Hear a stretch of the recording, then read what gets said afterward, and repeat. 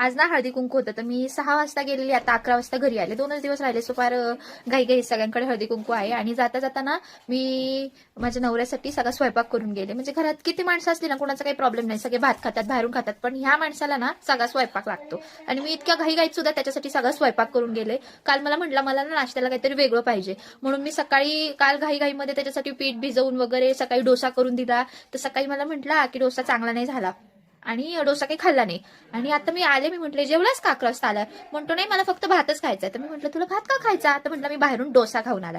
म्हणजे आणि हा माणूस आहे, ह्याच्यासाठी मी एवढा स्वयंपाक केला. अशा माणसाबरोबर मी लव्ह मॅरेज करून आलेली आहे. ह्या माणसाला काही खबर नसते मी काय खाल्लं पिल्लं, झोपले जेवले उठले, काही माहिती आहे माझी आवड नाही निवड नाही. ह्याच्या अख्ख्या खानदानाची मला आवड निवड माहितीये. तुला माहिती का मला काय आवडतं आणि काय नाही? अशा माणसासोबत मी लव्ह मॅरेज केली आहे. निवड तर जपतच नाही माझी, ते तर सोडाच. पण हा माणूस मी केलेला स्वयंपाक सुद्धा खात नाही.